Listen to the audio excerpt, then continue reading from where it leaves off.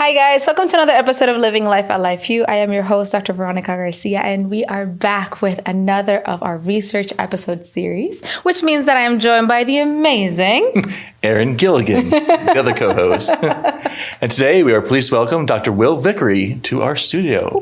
Will, how are you? Good. Thank you.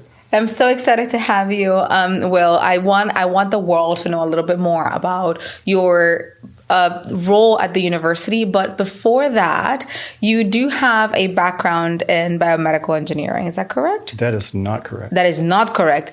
Fix, please. What is your background? My background actually originally was in mechanical engineering. Gotcha. And I worked in the telecommunications industry for about over 20 years. Okay. Until it decided that they didn't want to exist anymore. Mm-hmm. So Right. that's basically where I started. I actually got hired in straight out of school to an unknown company called AT&T Bell Laboratories, and which was supposedly the think tank of all research and all that stuff like that. But it was interesting. It was an interesting career. Huh. And when did chiropractic come about?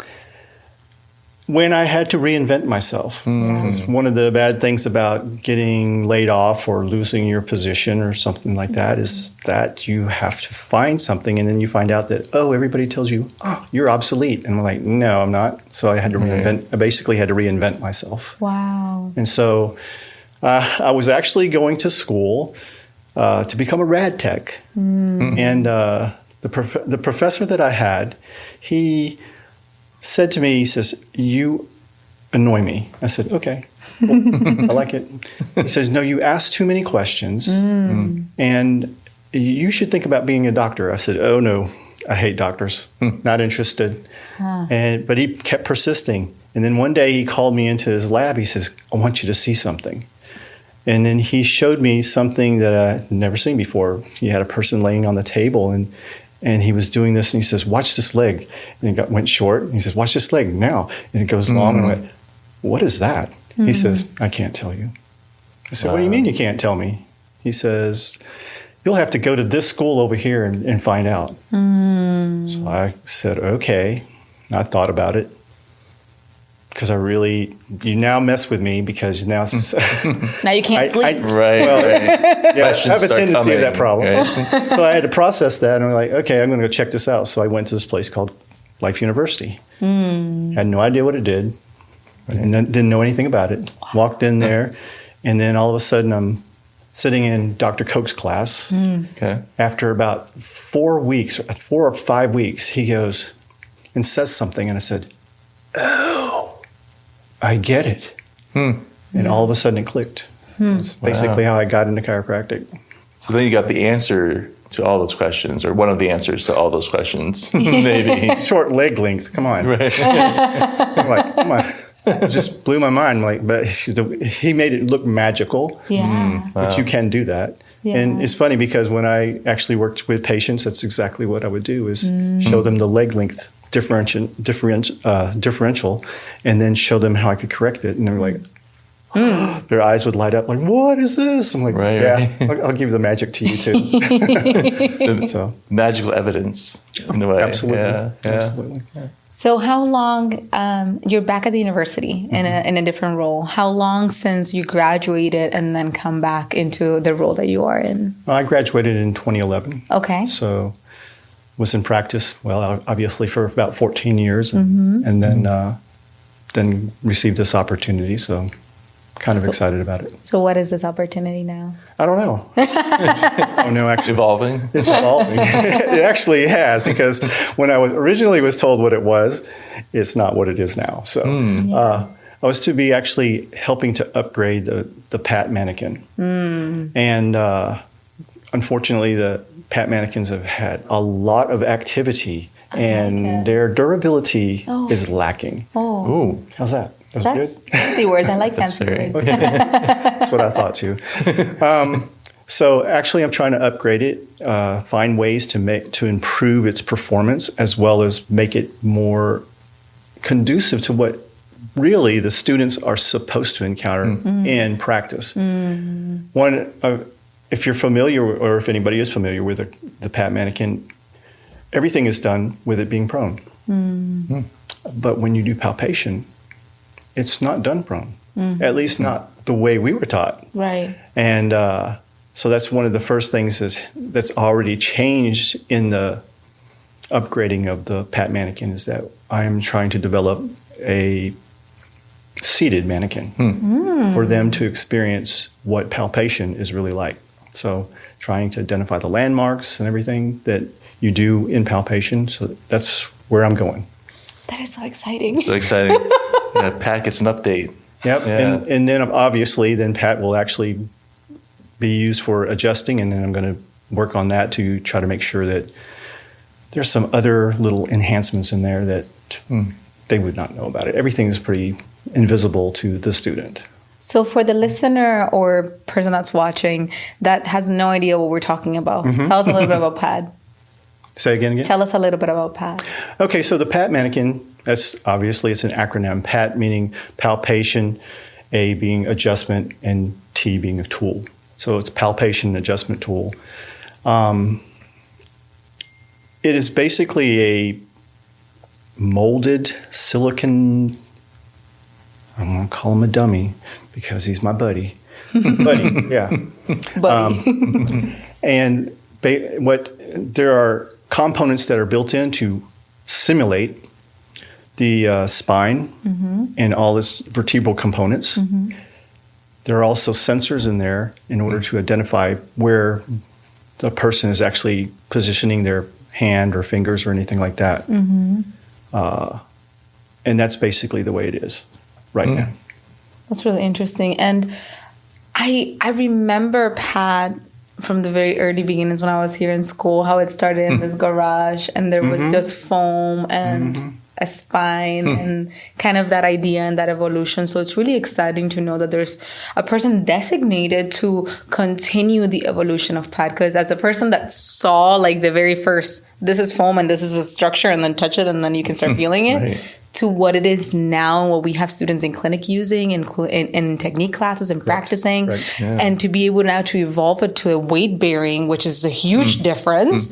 That is really exciting. Yeah. If our research director has her way, which she may very well get, but the hope is that we can actually go from just right now. The PAT mannequin is an adult model. Right.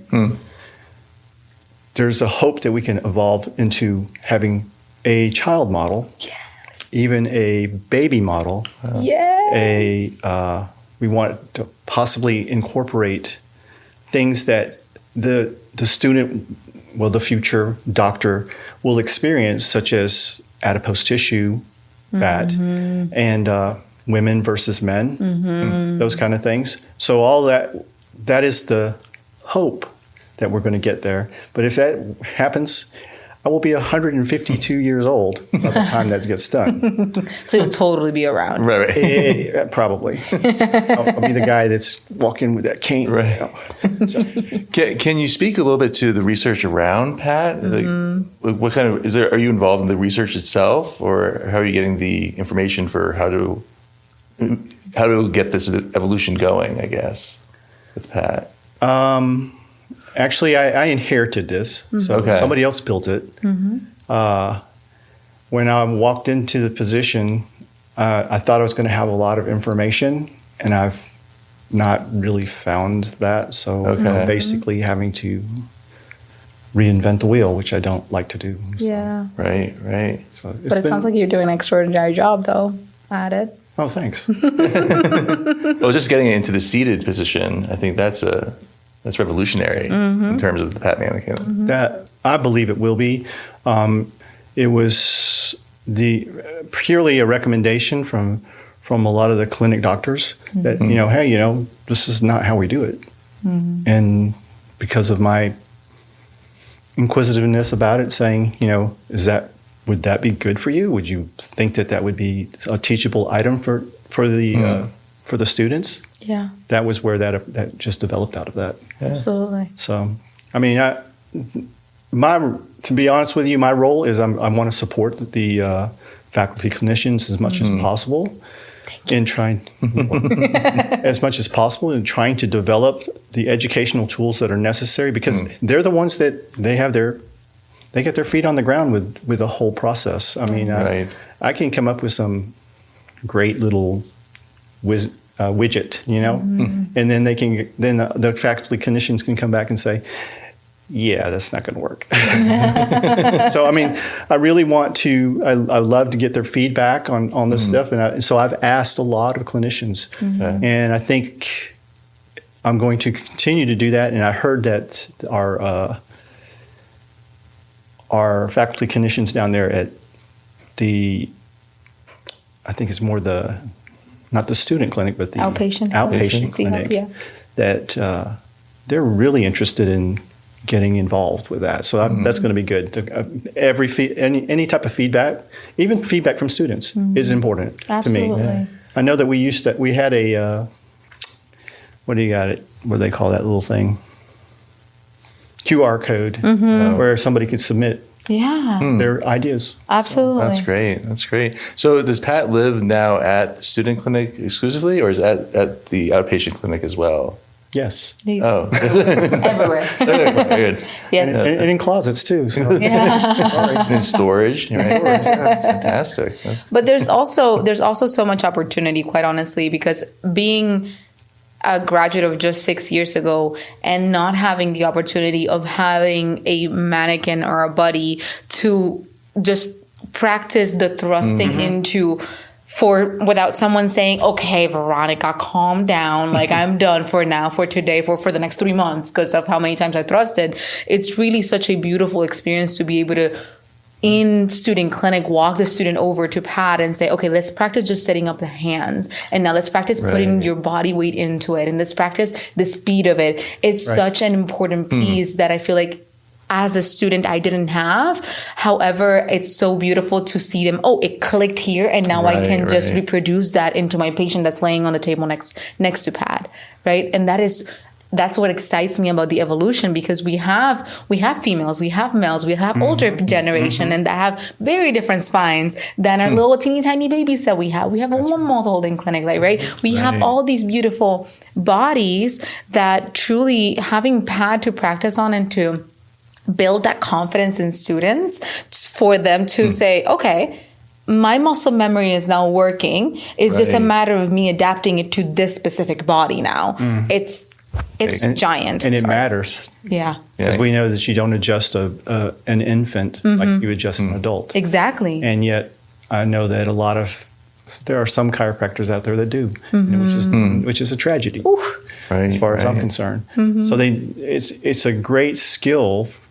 It's a great tool to develop that skill that they need. Absolutely. So and one of the possible enhancements that we're going to try to do is actually incorporate some force and vector analysis with it, so that they can immediately get their feedback. I mean, right now Pat has some of that, but want to incorporate a lot of what Dr. Russell's been doing and put some of that stuff in there if I can. Yeah, that's awesome. We'll see. So just another opportunity for collaboration and another 15 more years or something. There you go. Go! 152. 152 will be here before you know it. That's awesome. Well, I'm so excited to have you in the team. I'm sure the students and the future students and me as a professor and as a person that's in there with them, it's such a beauty to see and to know that there's extra work being done, because it is an advantage for the students. So your work is definitely applauded, and so grateful for it, and really excited for where we're going. But before we wrap up today, you had the opportunity to participate in the poster symposium. Tell me a little bit about that experience. It was terrible. Oh, no, and that's the show. No, it was a great experience. It was great to be able to see all the people who were collaborating and doing all these different things, stuff that I was not aware of. So it was really good to see some of that stuff. I was very sad I didn't win. No, I'm just kidding. No, it was really good to see all that, and especially seeing the undergrads getting involved. Research is a big deal. A lot of people don't think so, but it really is. It's going to be. It's fundamental for our institution. So to be able to see participate in that and see some of that stuff that's going on, it's just phenomenal. And I just hope there's a continued emphasis in trying to boost up our research, because I mean, without it, where's our future? Right. And I think the great thing about the symposium was that there were people from students, faculty members, staff members from just across the university. Right.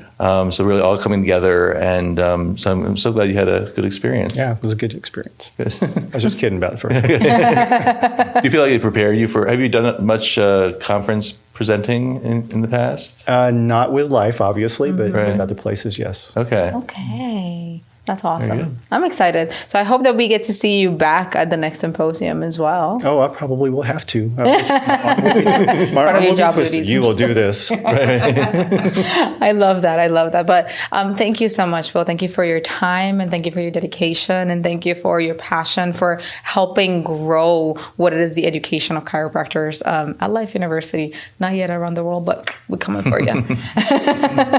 But thank you. Have a beautiful rest of your Thank quarter. you very much. Be amazing. Thank you, Will. We're Thank so you. grateful for you. And we'll see you guys on the next episode of Living Life a Life View. This is the Research Cities. Bye. Bye.